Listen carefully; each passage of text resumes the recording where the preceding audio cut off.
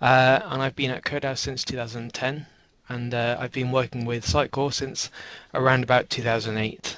Um, the title of this talk is Sitecore Development Getting Started.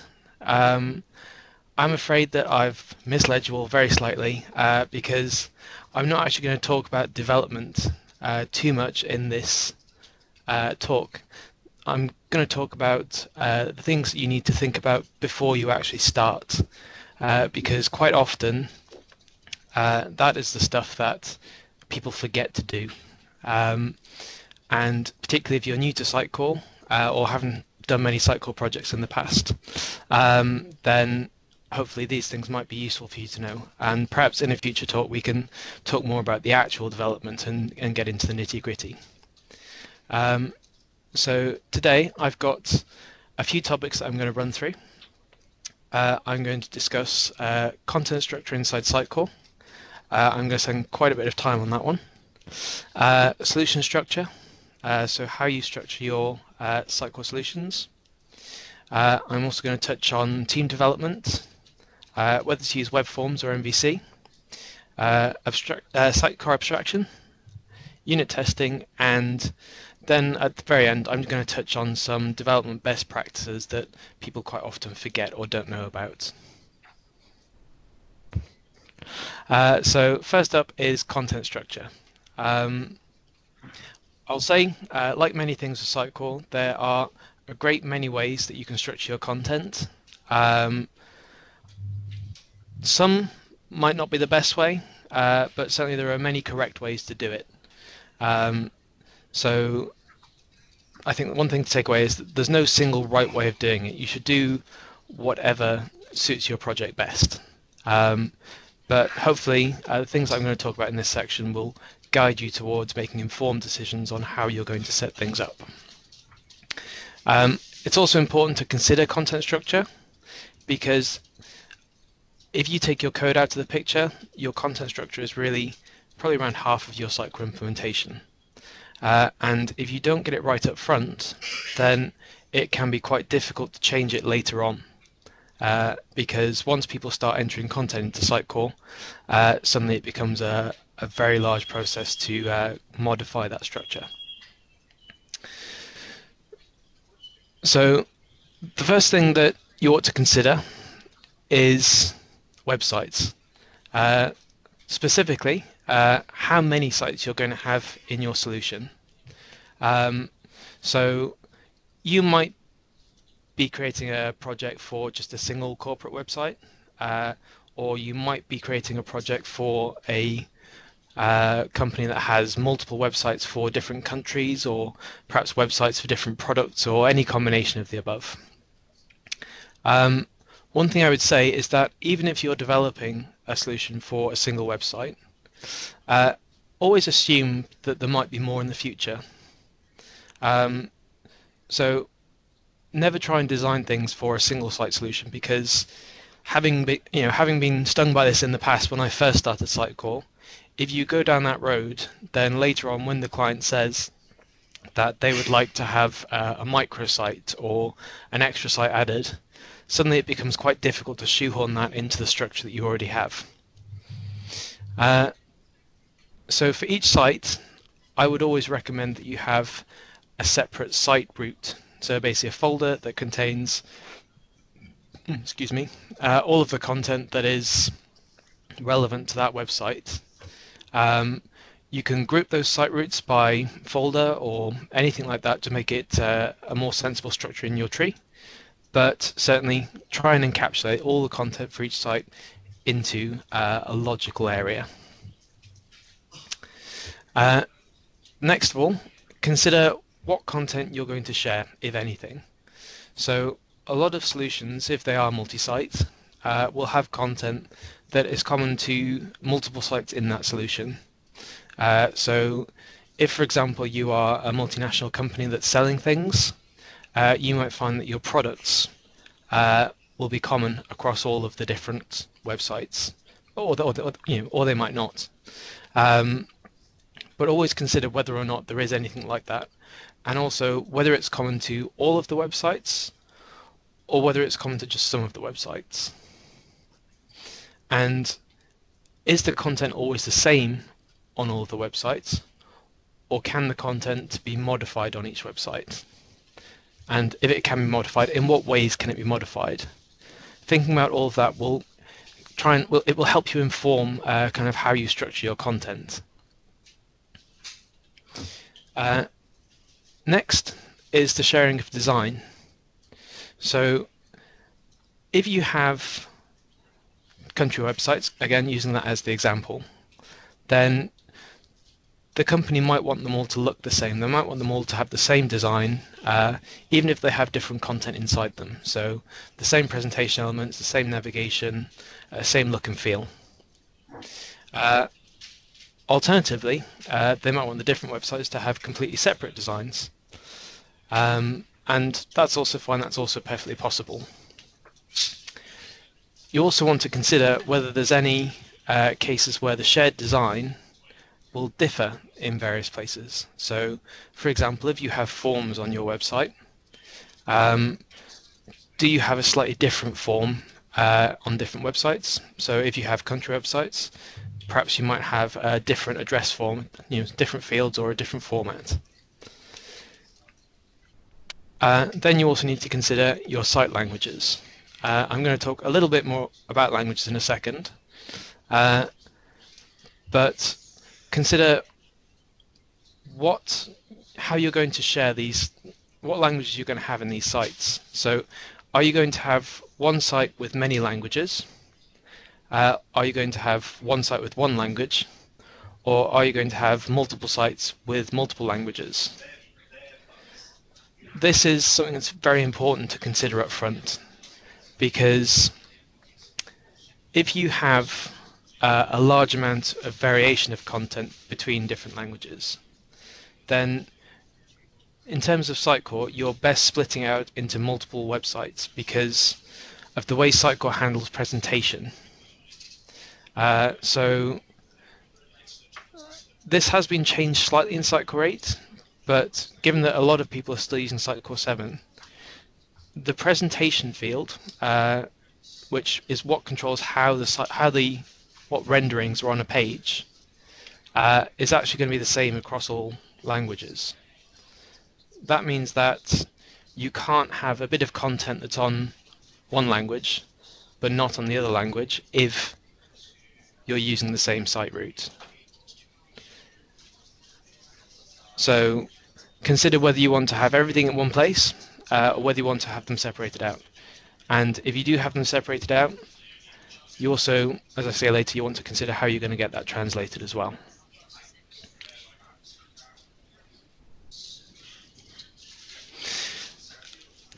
So templates in Sitecore are really the building blocks of everything. They control what types of data structures are available for content editors to populate. And in Sitecore, everything is an item, and all items are based on a template. And that's why it's so important to get your template structure correct. I tend to consider the following things when I design my template structure. First of all, a folder structure. Now, it's important that you organize your templates logically, because if you don't do so, then it's going to be difficult for either yourself when you come back to the project later on, or for other developers on the same team to know where they should be looking for a particular template or where they should be putting new templates that they're creating. So I would suggest that you group like templates together, whether that be by their area of functionality or by their purpose, it doesn't matter. But whatever strategy you do choose, you should choose it up front, and you should maintain that strategy consistently throughout your project. It doesn't matter if you need to add extra bits onto it, but try and avoid changing it. Next up is inheritance. So templates in Sitecore can inherit from each other. So if template A inherits from template B, then template A will have all the fields that are present in template B.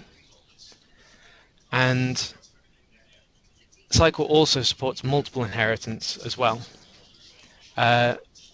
So one template can actually inherit fields from multiple parent templates. And that is quite a powerful feature. Sitecore has two real ways that they advise managing your template inheritance. They refer to it as simple inheritance and complex inheritance. So simple inheritance is very similar to how you might structure your classes in C#. So you might, for example, have a page template, and then you might have a content page template that inherits from page, and then you might have an article page template or an event page template, both of which inherit from the content page template. That is a simple inheritance model because you're restricting yourself to a single, pretty much a single chain of inheritance there. The alternative is the complex inheritance model. And while it is a bit more difficult to understand, it is a lot more powerful. Complex inheritance revolves around the concept of using and applying multiple inheritance. So you split your fields into functional groups. So for example, you might have a template for metadata fields. You might have another template for title fields. And you might have another template for taxonomy or something. You then set other templates up that inherit from the specific sections of fields that they need in order to function. So for example, if we go back to having an article page, the article page might inherit from the titles template. It might also inherit from the metadata template, and we might also set up either a separate main content template, or we might just add a main content field to the article page. The reason why this is more powerful is because you can pick and choose what fields you want on each page by modifying which templates you're inheriting from. Versus in simple inheritance, if you pick a base template, then you get all the fields that are on there, regardless of, so for example, there might be one field that actually isn't applicable to that particular page type. In simple inheritance, you're stuck with that field, unless you start to restructure your base templates. But in complex inheritance, you can simply not inherit from the template that provides that field. And you should also avoid having templates that have duplicate fields on them. And by that I mean, if you have two fields called name on the same template, whether that be perhaps the template defines a name field and also maybe a base template defines a name field, or whether there are multiple base templates that define a name field. If you have that situation, then you're going to start getting in trouble, because a lot of times when you're accessing content in Sitecore from items, you access it by field name. And if you're accessing a field called name and you have multiple fields called that, then you don't really know what field you're actually accessing. So you could get either set of content. And that can cause quite a lot of confusion and also be very difficult to debug. Then you have sections. So sections are really just groups of fields. Whenever you're designing your templates, you always put a field inside a section. And for developers, they serve no real purpose. You will almost never access them through the API. But they're useful for editors, because editors will use sections to expand or collapse inside the content editor to show or hide fields that they either are or are not interested in editing at that time. So if you have a lot of sections, then you're probably not going to have very many fields per section. And that means that the editors are not going to get a great amount of use from expanding or collapsing them because it won't show or hide a great many fields.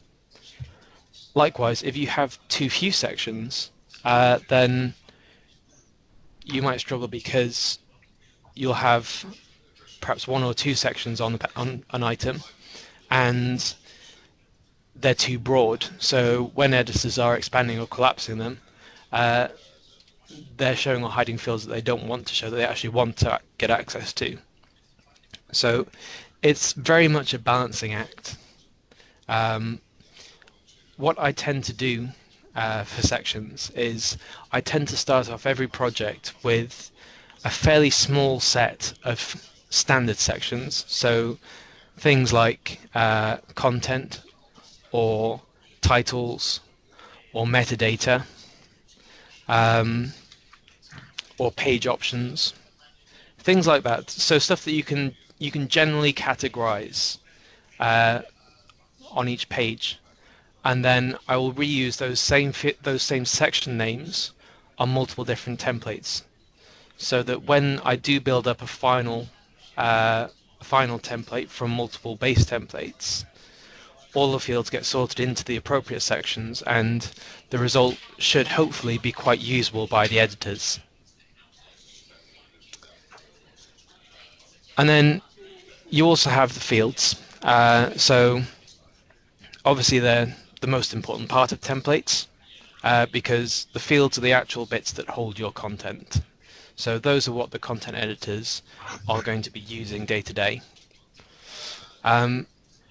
You should try and design your fields so that the content that gets entered into them can be reused. And a good example of this is if you have a title field and you put bold tags around some content in that title field, then you kind of limit how you can use that field in the future, because any other place that you output that field, you're going to have those bold tags.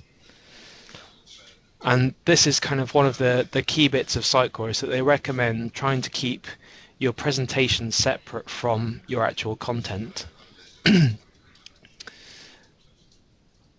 And so you should try and have as little assumptions about how data is going to be presented in your fields as possible. And the biggest area that is difficult to do is with rich text fields.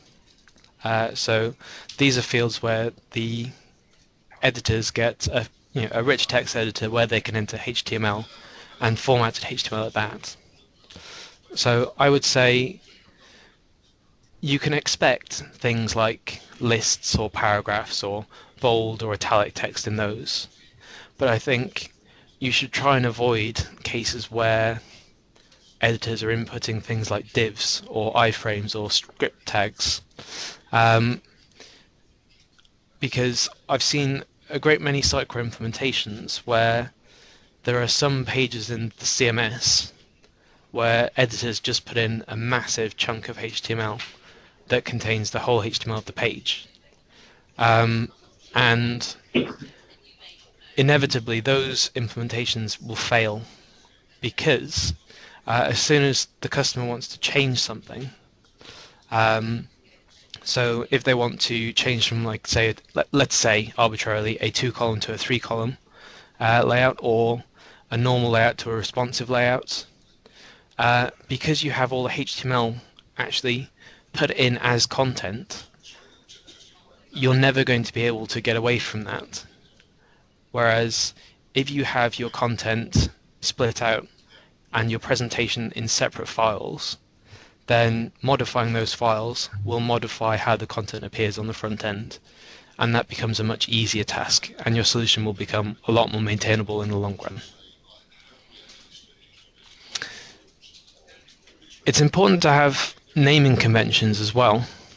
Now, there isn't a single set of standard naming conventions for Sitecore.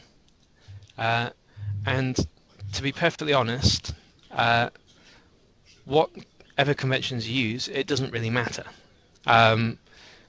But you absolutely have to be consistent. And I know I do keep on harping on about being consistent, but consistency is very important. So personally, I like to have my templates in title case. So, capital letters on the start of the words with spaces in between. Sections I like to have in sentence case. So just like you'd write a normal sentence, a capital first letter and then spaces and small letters afterwards. And then fields, I tend to use Pascal case. So that's like camel case, but with the first letter in uppercase. And that seems to be something that is fairly consistent along a lot of the Sitecore projects that I see.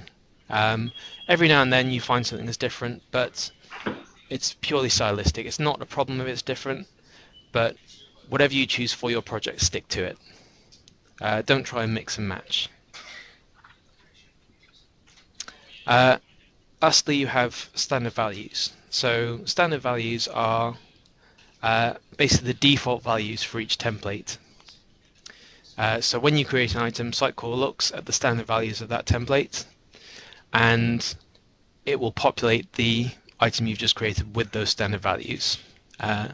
There's some more clever stuff that goes on, but I won't dig too deeply into that. So on your standard values for templates, if you have any legitimate default values, put them in there, because that way the content editors won't have to key in the same content over and over again. And one of the things that Sitecore is quite big on is trying to make things easier for the content editors. So anything you can do to help them, try and do it. So standard values, fill those in. And also, don't forget that if you do want to apply presentation to all items belonging to a particular template, so if you have a page template, for example, then standard values are where you apply your presentation for that template as well. And you also apply insert options on standard values. So insert options control what types of items can be inserted underneath other types of items. So if I'm setting up my template and I say that this template is a home page and the insert options for this template are perhaps a content page and an event page, then when editors go to populate the website, underneath the home page they will be able to insert new event pages and new article pages. If you forget to set insert options, it's not the end of the world. You can by all means go back and set them later, but it does mean that editors will not be able to create items underneath. They won't be able to populate the website as effectively, because anyone who's used the Sitecore desktop will know that you have an insert from template option, and that's something that only administrators see. Normal content editors, they don't get that option, so if you don't specify anything, they don't see anything, and so it's always important to populate that if there's anything that's relevant to go in there. Likewise, if you actually don't want the tool to insert anything, then certainly leave it blank.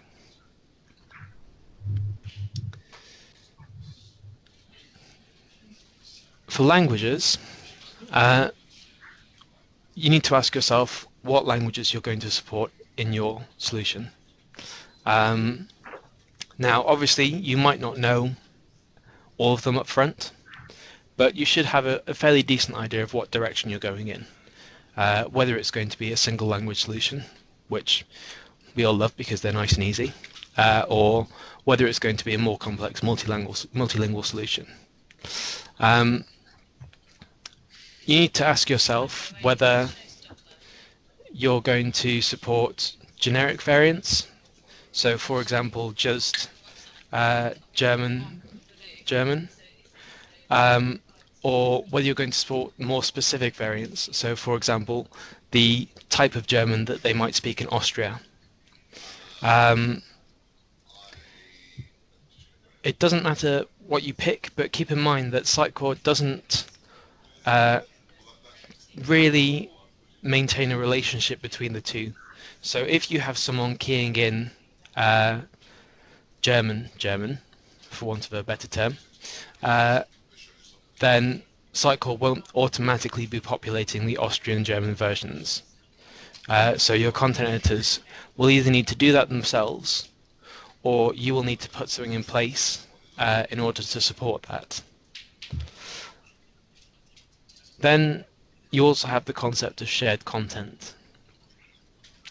So shared content in Sitecore, or rather shared fields, are an option that you have when you're designing your templates. So you can mark a field as shared, and what that means is that whatever value you put in that field will have the same value across all of the languages in your site. Now, you may be wondering what purpose that has, but if, for example, you have a product library and every product has either a product ID or a SKU or something like that, then marking this field as shared means that once you fill in the product ID in one language, the same product ID will be present on all the other languages. And as long as that's desired, you've just saved the content editors a lot of work, particularly if you're working on solutions that have 10, 20, 40 languages installed. That's 10, 20 or 40 other fields that they don't have to go and populate. And then there's also language fallback. Now, language fallback refers to a situation where if you have two languages set up and the user is browsing the website and they request a page which doesn't have content in the language they are currently viewing, you can put in functionality that will allow Sitecore to fall back to another language.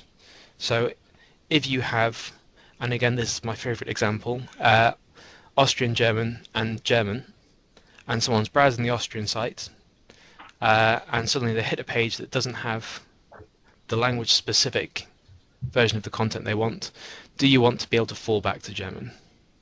And do you do that for the whole page? So the whole page reverts back to normal German or perhaps to English? Do you want it to happen at a rendering level? So areas of the page will fall back in language? Or do you want that to happen at an individual field level? Now, language fallback is quite a complex area of functionality. There are modules available on the Sitecore marketplace that will cover this. But one of the big mistakes that I do see is people will implement their website and then only later on will someone say, oh well, of course we want it to fall back to another language. And that actually means that you need to go back and do a fairly significant amount of re-engineering. So it's always better to tease that kind of requirement out up front.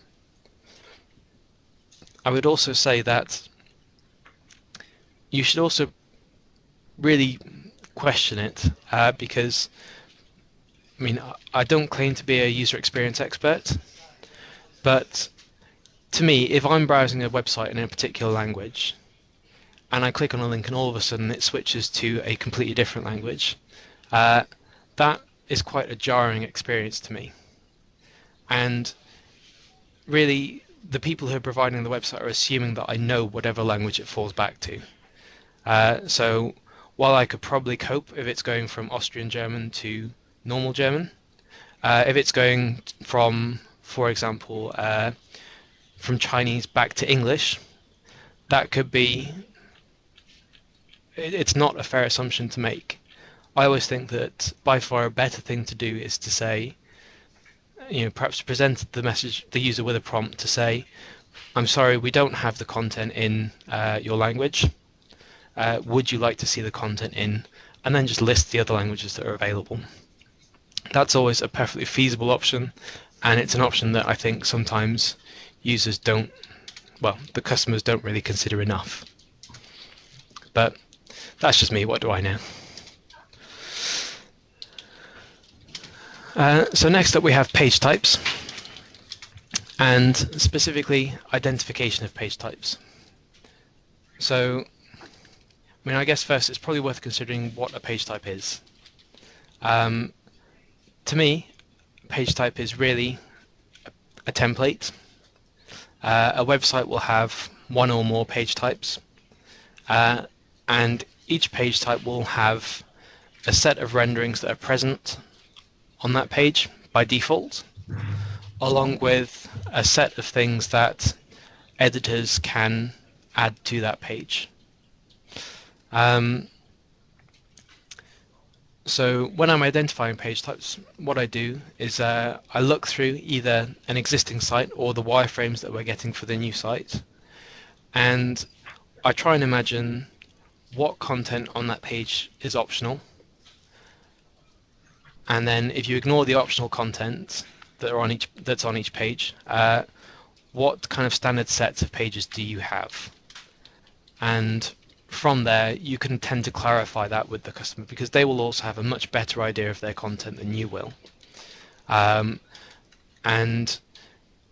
if you have an idea of the number of page types, you also have a vague idea of the complexity of the project going forward. Because typically the more page types you have, the more complex the project is going to be.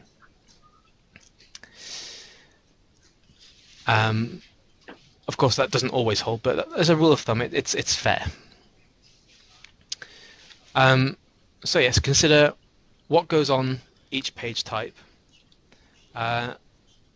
whether each rendering is on all pages or just a set of pages, and whether a rendering is something that the editors can add after the page is created.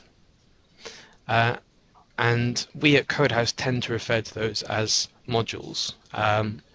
You might also have heard of them as widgets or bumps or any other number of things.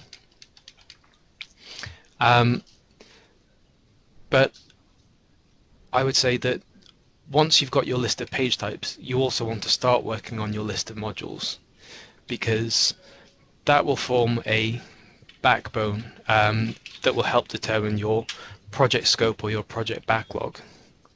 And you can work down from there into more detailed business requirements and system requirements. You also want to consider where each module takes its data from, because typically the data that's on each module will be separate from the actual page. So, for example, you might have a promotion module. Now, obviously, you might have the same promotion on multiple pages, and so it doesn't make sense to put the information about the promotion in fields on each page, because when you want to change that, suddenly the user needs to go and edit all the pages where that content is. So what you tend to do is to put that content onto a separate item. And then you use what's called data sources. So when you add the module to the page, you can tell Sitecore that it should look for content in a particular folder belonging to a particular template, and Sitecore will pop up a dialog box to the user and say, I've got these items, which one would you like to use? And that is a very powerful feature of Sitecore, which, as long as you use it, you can take advantage of a lot more functionality in Sitecore, which I'll come on to slightly later. And then once you've got your modules, you also need to consider where on the page you want to allow the editors to put them. So you might, for example, have sets of, for example, a sidebar, or you might have area that's underneath the content or above the content, or anything like that. And those will be called placeholders. So you can set up the placeholders on the page, and you can say which modules are allowed in which placeholders.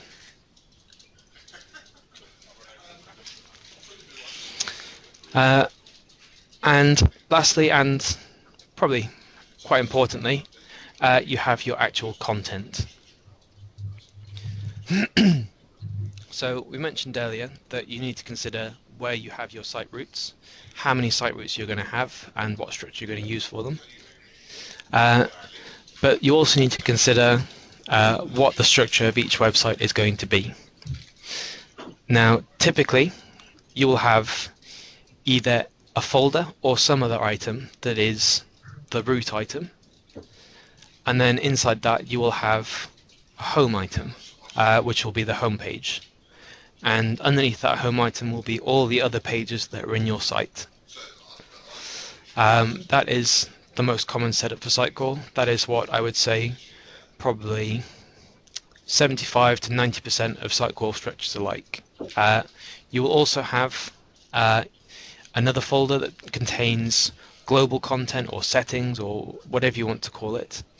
Effectively, content that is not relevant to a specific page or even necessarily a specific function.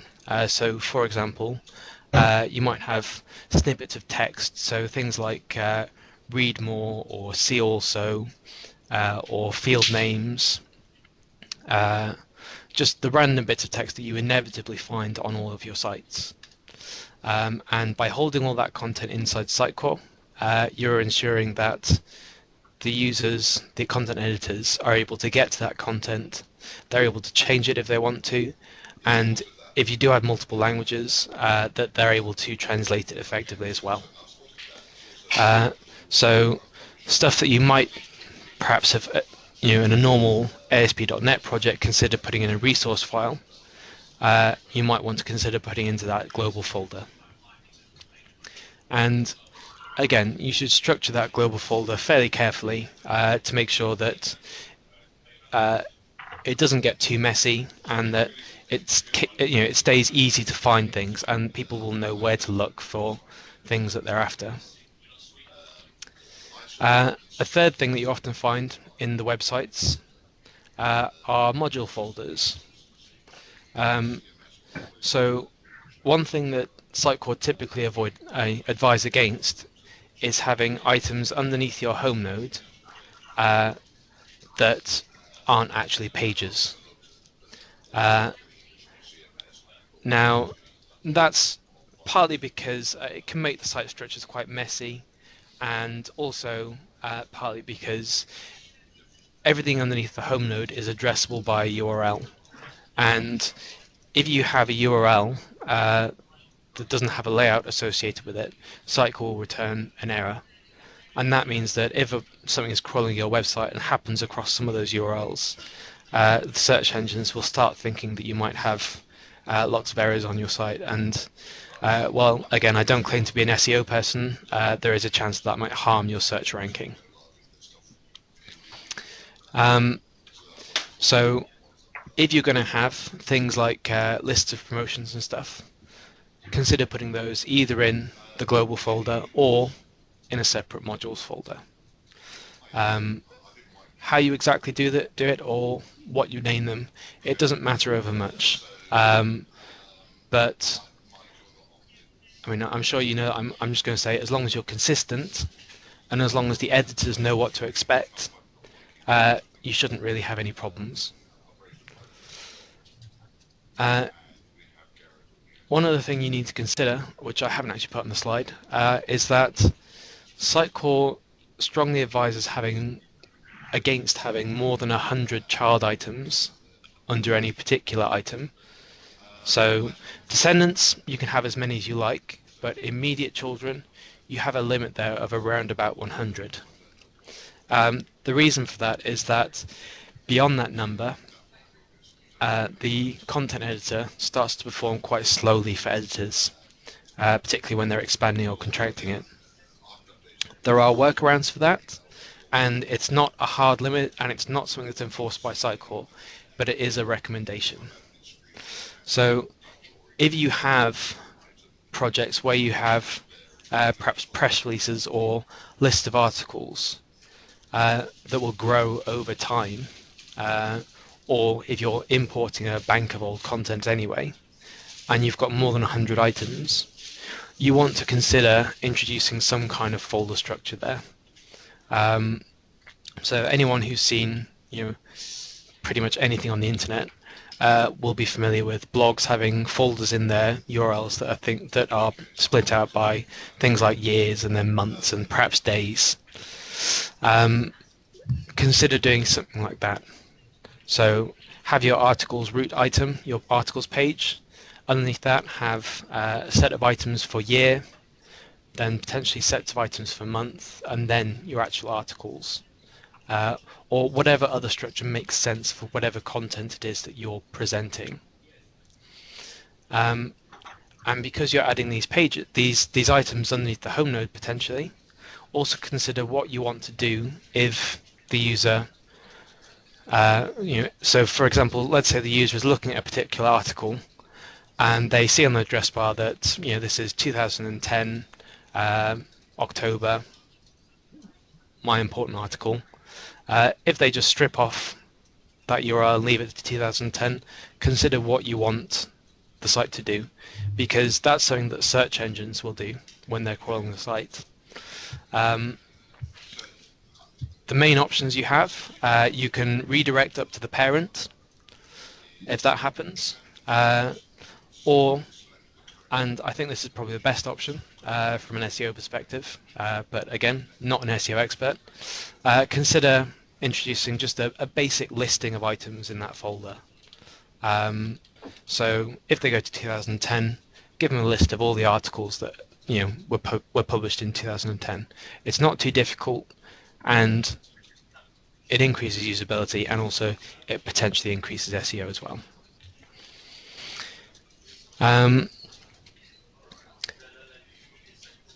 Next up is page URLs. So URLs in Sitecore are based almost entirely on item names. So if you create an About Us item underneath the Home item, the URL of that page will be your domain /About Us. I would say that you should avoid using spaces in names of items that are accessible by URL. So anything underneath the home node. There are workarounds to that. Not really going to discuss them, but I would say it's probably best just to introduce some discipline into the content editor team to say you should name your item About-Us. I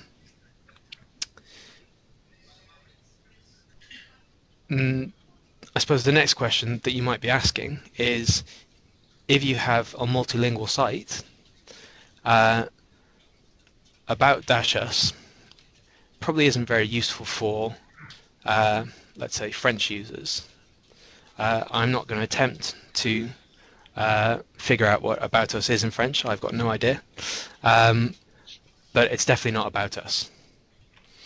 So Sitecore also supports using something called the display name in URLs. So item names, you have one across all languages. If it were a field, that would be a shared field. But display names are version fields. So you can have a display name for every single language version of your items. And you can set Sitecore to use the display name rather than the item name for URLs. It's not the default setting, but it's very easy to change in the configuration. And that means that then your content editors will be able to put in the specific language names for each of the pages on the site that they want. Finally, we have workflow. One thing I would say with workflow is keep it simple. So very often you will get extremely convoluted requirements from your customers or your bosses, depending on whether you're working for an agency or not. And while Sitecore does have workflow functionality, that is not its core offering. It's primarily a marketing CMS. And so while the workflow stuff is useful, there is a limit to what you can do with it without having to do a significant amount of extra development. So I would say if you get some kind of horrific flowchart delivered to you as a requirement, say we want this, consider perhaps pushing back a little bit and saying, well, do you really need this? Because one thing that's important to remember is if the workflow that's proposed has 5 or 6 sign-off points, and believe me, it does happen, I have seen it, then that means that 5 or 6 people need to log in, they need to review the content, and they need to accept it. And one of the aspects of Sitecore licensing puts in place a limit to the number of users that you can have logged in at any one time. So if your license permits you to have two concurrent users, and you have 6 people who need to sign off a piece of content, then that process is going to be quite difficult, quite inconvenient, and people will start complaining quite quickly that they just get a message that says too many users are logged in at this time. Finally, I'd also say that if you are using the sample workflow that comes with Sitecore, which is a very standard content is in draft, you submit it for approval. Someone can either approve or reject it, and once it's approved, it gets published. If you do use that sample workflow, then please always duplicate that workflow rather than using it directly. So duplicate it, rename it to, for example, standard content workflow or your company name workflow or anything else. The reason I say that is that sometimes when you install Sitecore modules, they might modify the sample workflow because at the end of the day it is meant to be a sample. So if that module has workflow functionality embedded into it, they might modify the workflow to show you how you might use it. And if you're using the sample workflow directly, then that means it will modify your actual workflow, which nobody wants to be surprised with, really. So yes, always duplicate it. I've seen that one too many times. I can't stress how important that one is. So I'm going to quickly breeze through solution structure, mainly because I'm assuming that most of the people in the room are familiar with .NET and solutions in general, and Sitecore solutions aren't really all that different from other C# solutions. So a lot of stuff here you'll be familiar with, but it shouldn't be too surprising. Again, there's no real right or wrong way to structure a Sitecore solution, just like there's no real right or wrong way to structure a C# solution. Certainly there are better and worse, and there are ways that there are certainly stylistic differences, but I think broadly you're usually all right from that perspective. So typically you will have a presentation layer in your solution, sorry. Typically that's your web project. That will contain your web config file, it will contain your CSS, your JavaScript, your images, so on. It will contain your sublayouts or your views, depending on whether you're using web forms or MVC. I would suggest that with your static assets like your CSS, your JavaScript, your images, in the same way that I suggest you create a folder structure for your templates.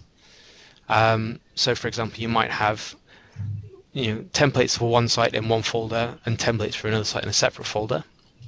consider doing the same with your static assets. So if you have multi-sites, consider putting them into individual folders for each site. And that means that you won't have, or you shouldn't hopefully have, too many conflicts if you want to add multiple sites later, and your designers insist on calling it style.css, and there's already a style.css present. Likewise, consider doing the same with your sublayouts or your views. So put everything in a folder, and that will tend to clarify what belongs to what, keep things separate, and also make it easier to extend the solution later on. Next, you'll have an application logic layer. So this might be a project. It will contain controllers or presenters if you're using MVP. Controllers if you're using MVC, presenters if you're using web forms and MVP, and view models as well. So I would always suggest, if you're going to use web forms, and we'll come on to that decision a little bit later, that you do also use the model view presenter design pattern with them, because it makes things a little bit neater, and also it means that you can unit test your controls a little bit more easily. Next, you have your abstraction layer.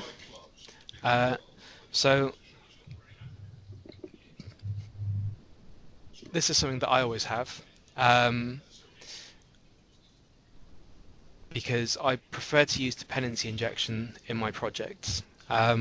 So anything that's in my business logic layer will have an interface attached to it if the rest of the application needs to access it. And my application logic will reference my abstraction layer, and it will ask my IOC container for a particular interface, and the IOC container will take care of matching that interface in the abstraction layer to its actual implementation in the business logic layer. And then all the interfaces will return models to the actual application logic. And those models are typically just plain old C# classes, nothing too special about them. Then you have your business logic. So that will consist of your application services, your repositories, any other business logic you can think of goes in there. Structure it however you like. The way that I tend to do it is that I have my repositories, which deal with accessing either Sitecore or other third-party systems I'm connecting to, and then I have services which take the things that I get from repositories, do something with them, and return those to the application. But again, there's nothing that's Sitecore specific about the business logic layer. That will be pretty much as you've done in so many other projects in the past. Then this is the thing that is rather Sitecore specific, but at the same time it's not terribly complex. You will probably have a project. You could put it in the presentation or the application logic project as well, but I tend to prefer keeping it slightly separate. And it's a project where you put all your modifications to the core Sitecore system. So Sitecore is at the heart of things, really just a big framework. It's very extensible. So you have concepts like these. You have commands. These are things that the users inside Sitecore can actually invoke. So for example, if someone is logged into Sitecore and they go to the content editor and they click a button, that button on the ribbon will invoke a command. And a command is just basically a C# class. So by using commands, you can either create your own buttons on the ribbon. If you do that, you need to create some items in the core database as well, but they're very easy to link up. Or you can actually modify how the existing buttons inside Sitecore work by overriding the commands and then changing the behavior to suit your needs. With the latter, I would be quite careful about doing that because obviously you're modifying the actual core parts of Sitecore. So if you do upgrade, you need to make sure that any commands that are overriding vanilla commands still work properly and do what they're intended to. You also have events, pretty much what you would expect. Things that happen in Sitecore, typically inside the content editor, but not necessarily, will fire events. And you can write event handler classes that subscribe to those events. So, for example, you might have an event that is item saved. You might have a user created event. Sitecore has a large number of them. So if you wanted to do something whenever a user saves an item, for example, maybe you want to write a message to a log file to say this user modified this item at this time, then that is what you would use. You would hook into the item save event and you would log out a message to the Sitecore log or a custom log. You also have pipelines. Pipelines reflect processes that happen in Sitecore. Like events, there are a great number of them, but they tend to have multiple steps in them or processes. So, for example, the main pipeline in Sitecore is the HTTP request begin pipeline, and that pipeline lays down the actual steps that Sitecore will carry out for every single HTTP request that it receives for a page. So it will, for example, resolve the language, it will resolve the user, it will resolve the site, then it will resolve the item, then it will execute the request. Not necessarily in that order. I may have got a couple of them confused, but broadly in that order. So you can either change how Sitecore does things like resolving language or any other pipeline processor, or you can add your own steps. So if, for example, let's think of an example. If you wanted to authenticate users based on their IP addresses, for example, you might put a custom step in there that would look at the IP address of the user and would authenticate them if it was part of an allowed range. That's something that you might do with a pipeline processor. Then you have providers. So Sitecore has a provider model for a wide number of things. It doesn't yet have a full full IOC container, but these providers are broadly swappable. So they will handle things from data access all the way through to building links or providing lists of sites that are in that the Sitecore solution supports. Very large number of them. You can swap those out and replace them with your own implementations. Like I said with commands, you should have a good understanding of what it is you're replacing before you go down that route. And because, again, it is probably, depending on what provider you're replacing, you are potentially replacing quite a large part of Sitecore. So be quite careful with them. Make sure you test it thoroughly. Potentially also look at performance testing. And then also every time you upgrade, make sure it's still working as it's intended. So you've designed your content structure, you've had a good think about your solution structure. What type of things do you need to think about when it comes to actually getting ready to start? So first thing, team development. That should be a no-brainer to pretty much everyone here. If you're doing a proper project, you want to make sure that your source is under a correct version control.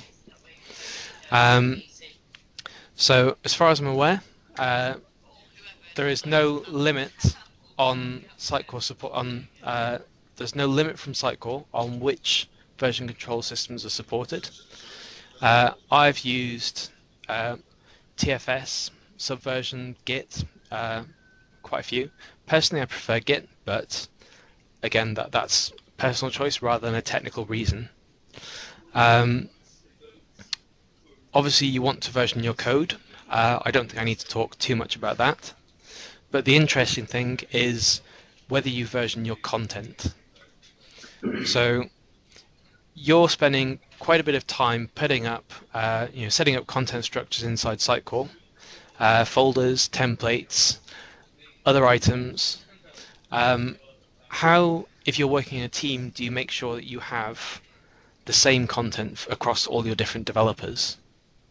There's a couple of options. The first option is that you don't do anything.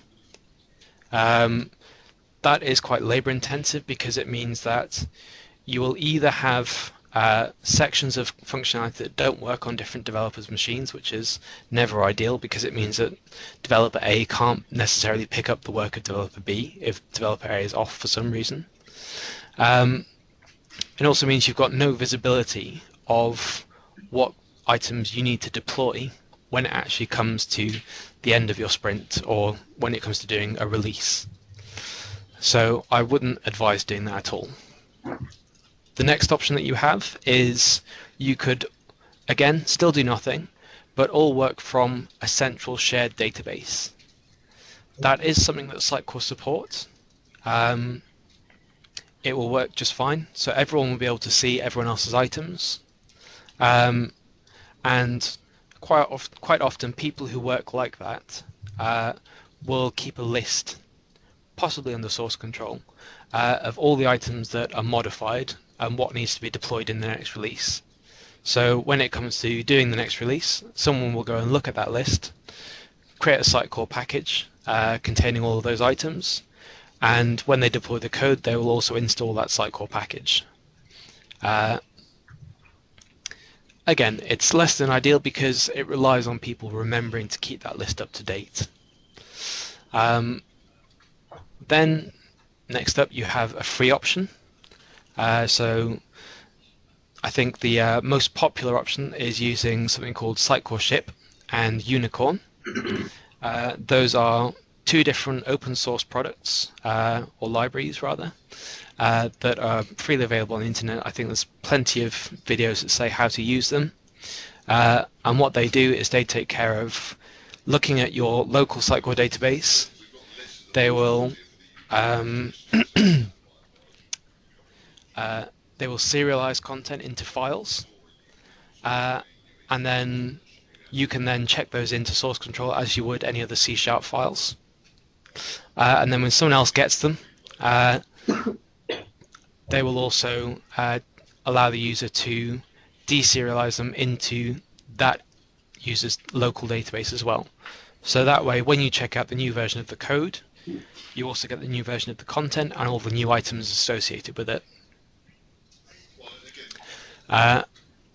Lastly, although I'm sure there are probably more options, but the other main one is something called TDS, or Team Development for Sitecore.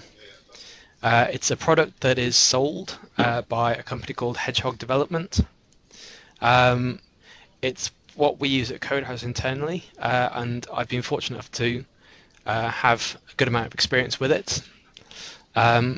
Effectively, what that does is it lets you create a project inside inside Visual Studio, and then as a Visual Studio extension, it lets you sync items into it. That uses the same format of items as Sitecore Ship and Sitecore Unicorn, and then as with the free option, you check those into your source control. Other people check them out, and that's how the items get moved across. I believe that both options will support generation of deployment packages. With the free option, I think you also need to use something called Sitecore Courier. TDS can do it out of the box, or you can also use Sitecore Courier because it's the same format of item files.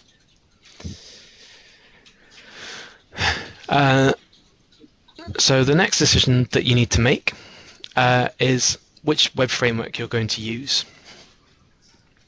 Are you going to use ASP.NET Web Forms, or are you going to use ASP.NET MVC? Now, both are perfectly valid options. Both are perfectly supported by Sitecore. I would say that Sitecore is moving towards MVC.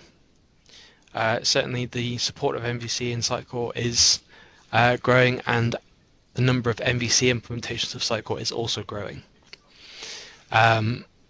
Web Forms is not as popular as it used to be. However, and I'm not sure whether this is still true because I do know that Sitecore recently changed all their courses to reflect Sitecore 8, but I believe that Sitecore training still covers ASP.NET Web Forms rather than MVC. So that might not be completely correct anymore, but certainly until recently that was true. That said, I would say that MVC gives you a much nicer code and solution structure. So my preference is there now that the support from Sitecore is there, but I think that you guys should do whatever you feel is right for you. Next up is Sitecore abstraction. So there is a lot of activity around this area, and I'm just trying to think of the best way to put it. So Sitecore items, you access all the fields by accessing collections with indexes. So you might do item square brackets field name, or item.field square brackets field name. That's not great because you could mistype the field name. You might have renamed the field. There are any number of things that could go wrong with that. And also, if later on you do want to rename the field, it's an absolute nightmare because you have to try and replace all the instances of a particular string in your code. And maybe you've got two different templates that aren't related that have the same field name, but you've only renamed one. All kinds of problems can happen. So Sitecore abstraction was kind of brought around to make your Sitecore access a little bit more friendly. And what they do is they create C# classes based on your Sitecore templates. So if you have a template with a field title, then you will have effectively afterwards you will have a C# class or perhaps interface that has a property called title, which is of type string, and when you use the Sitecore abstraction layer, whatever module it is that you use, you will give it an item, and it will give you a strongly typed instance that has a property called title. You can use IntelliSense with that. You get compile time error checking. It's a lot nicer for developers. So that's kind of touching on why you do that. It does give you cleaner code. It makes everything more readable. It makes it easier to refactor things if you want to rename fields. You don't have hard-coded strings everywhere. It gives you type checking at compile time. If you have like Boolean fields or text fields or number fields, it gives you all that. Most of them can automatically generate their model structures. And also, it becomes easier to unit test your code as well, because the Sitecore item object isn't very easily mockable. So you can perform tests using Sitecore items, but I'll come on to that in a second. So that is broadly why you would do it. It makes your code nicer. it is important to understand that while it does make your code nicer, you are asking the application to do more work. So there is always, or there is usually, a small performance overhead, or sometimes a significant, depending on how well it's used, or how mature the framework is. Certainly, I know that a lot of the developers I know who are working on these are focusing on performance now, because it has historically been a problem. So quite often you might have a trade-off between speed of development and the actual speed of the application at the end of it. So actual application performance, and that's something that you need to weigh up very carefully. If you know that you're going to have a very high traffic website and you only have one server perhaps, then maybe you want to consider whether or not you want to do this. Maybe perhaps create a proof of concept, try throwing some load at it, seeing whether it will handle what you're expecting to handle. Certainly don't just jump into it because it's cool. And believe me, it certainly is cool, it's very useful, but you need to go into it with your eyes open. So as to how you do Sitecore abstraction, there are a great number of frameworks available to you. There is the Velir custom item generator. There's something called Fortis.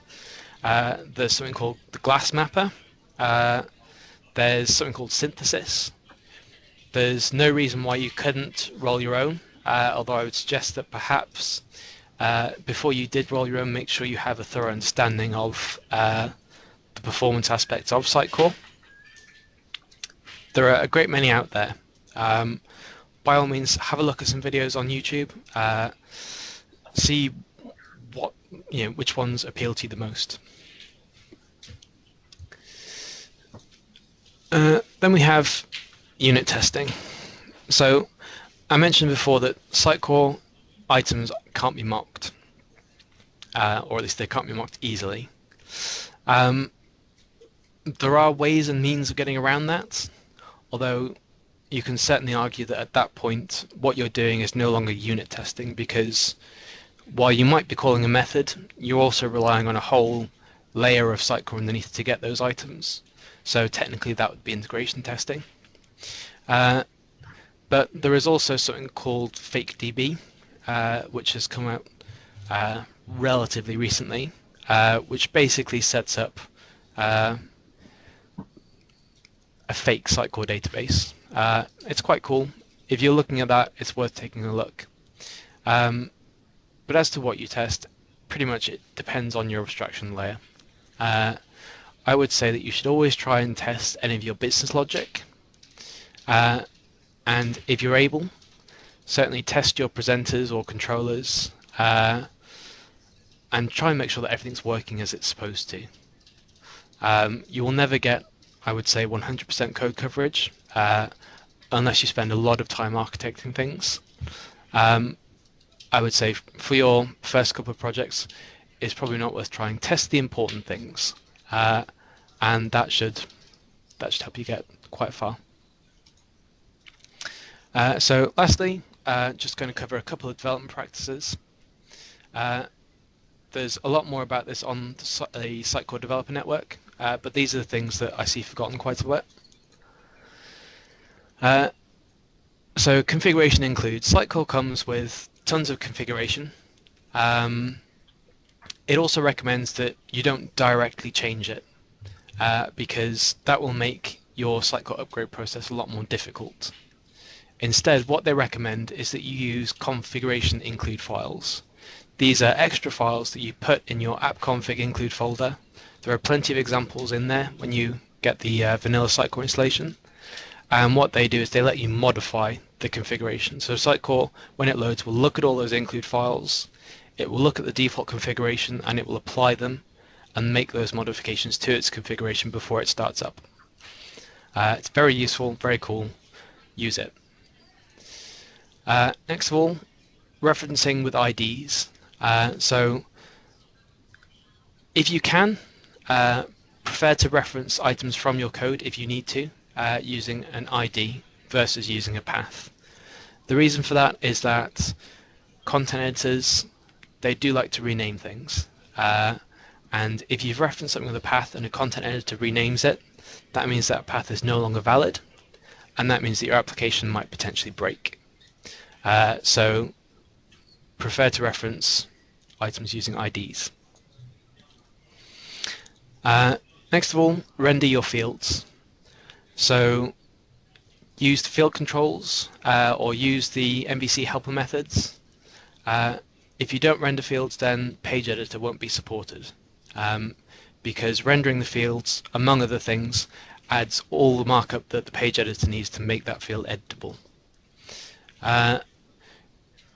And it also means that Sitecore sometimes stores content differently internally to how you would want to output it on the front end.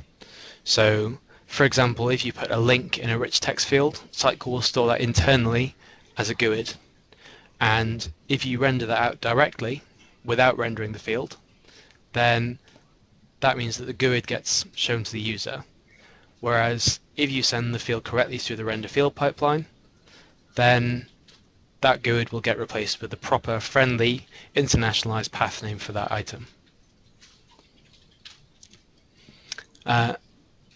Just going back, if you are using a Sitecore abstraction framework, most of those will handle that for you. In fact, I would say probably most, if not all. So I would also say use data sources. This is something I touched on earlier with modules. If you use data sources for your modules, for the renderings that editors are able to add to pages, that means that you'll get good page editor support because it's default functionality. And it also supports the various DMS functionalities. So things like personalization will be supported out of the box, as will A/B and multivariate testing, and probably a few others, but I think those are the main two. Next of all, descendants. Avoid using descendants.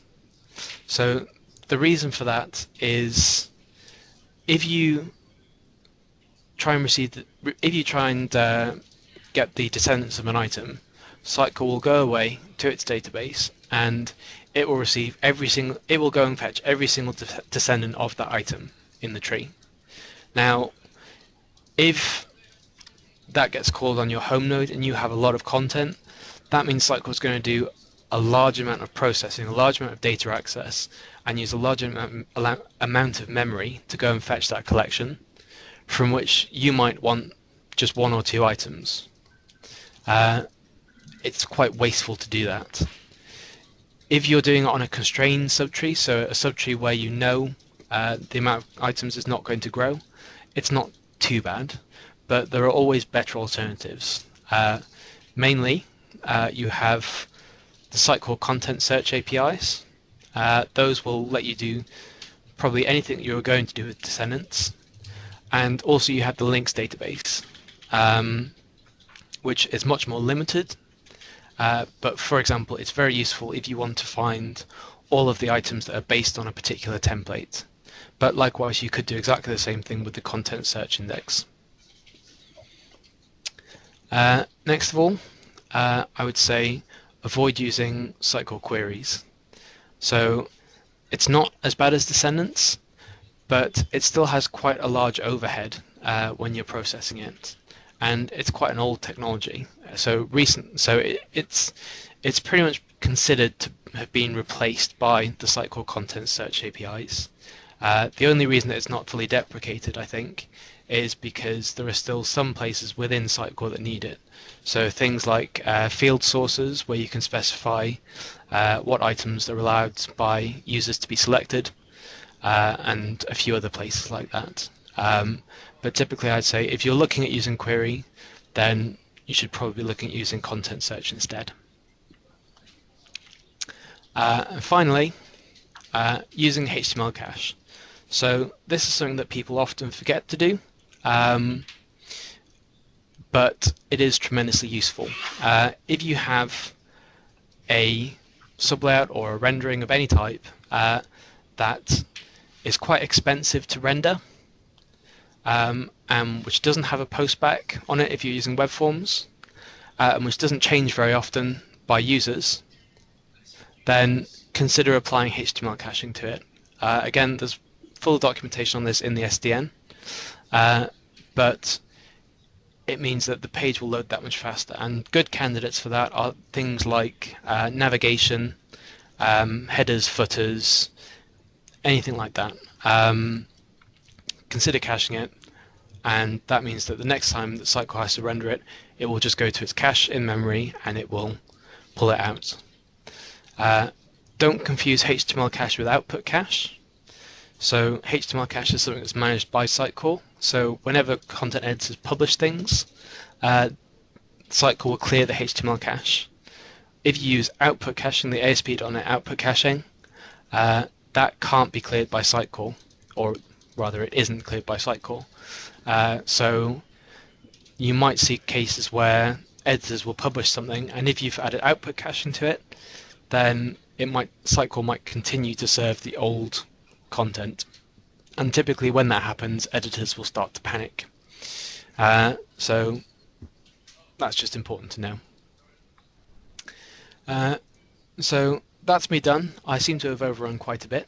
Apologies for that. But does anyone have any questions? Any questions? So, I think I have one question.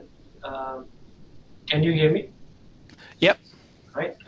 So I don't have personal experience on this. Recently, I saw new MEC versions. They are moving towards JSON configuration files and moving away from the web config. And Sitecore, on the other hand, used to depend a lot on web config, with Sitecore includes and a lot of configurations. So with Sitecore MEC, with new Sitecore versions, are they supporting those JSON configurations as well? So yes, but is the answer. So Sitecore will eventually move in that direction because Sitecore will tend to follow the changes that Microsoft are presenting as their best practice. But at the same time, it might be a while until you actually see those changes start to appear. So yes, they are going to move in that direction, I believe. Obviously, not Sitecore, I can't say yes for certain. But you might not see that for a while. So for now, you're stuck with the normal web config, unfortunately. Right, thanks. Yeah, I have a question on using the API. So when developers are, building and using the API, do they need to watch out for any, memory leaks with any of the Sitecore objects, and do they have to explicitly dispose the object? And leak? So Sitecore currently is fairly good, I think. The items don't need to be disposed explicitly. Sitecore will also take care of caching items as well, so you don't need to worry about that. If you fetch the same item multiple times in one request, Sitecore also caches that in the HTTP context items, so you don't have continuous calls to the database. The only thing that you have that can really cause memory leaks is if you're subscribing to events dynamically. Obviously that creates a reference that the garbage collector won't dispose, and if you're creating multiple instances of that object that's subscribing, then that can potentially cause a memory leak. But that's the same as if you subscribe to any standard .NET event. So typically I think Sitecore is fairly forgiving on that front. One more question. Are there any tools that can, scan the code and look for any specific optimizations with regard to using the Sitecore API? Like for example, like how you mentioned, instead of using queries, to use a search content API and so on. So I believe there is. If there is a tool called Sitecore Rocks, which is a Visual Studio extension that's created by Sitecore. It's freely available. You can get it just by installing, the normal way you'd get any other Visual Studio extensions. That also comes with some inspections. I'm not sure whether it depends on ReSharper. It might do. I only know this because I have ReSharper installed, so I don't know whether it uses core Visual Studio functionality or whether it hooks into ReSharper. But that does add some code inspections.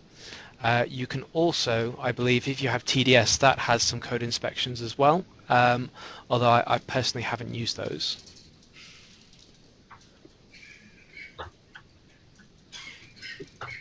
So one more question on this HTML caching. So how does the invalidation of the caching happen? Is it a duration based, or does it happen instantly when some content author updates a certain content?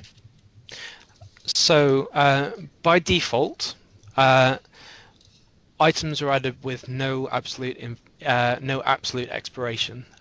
You can change that. It is a configuration setting.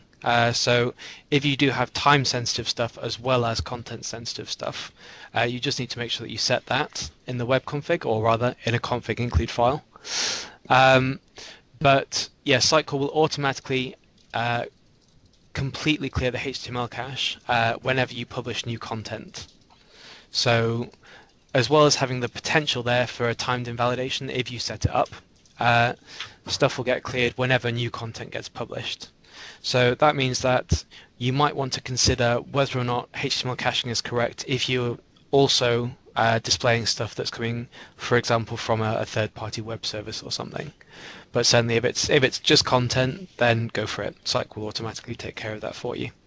Okay, so when you say it wipes out the whole content, is it like the whole HTML content will get refreshed whenever any content that gets updated? Is it?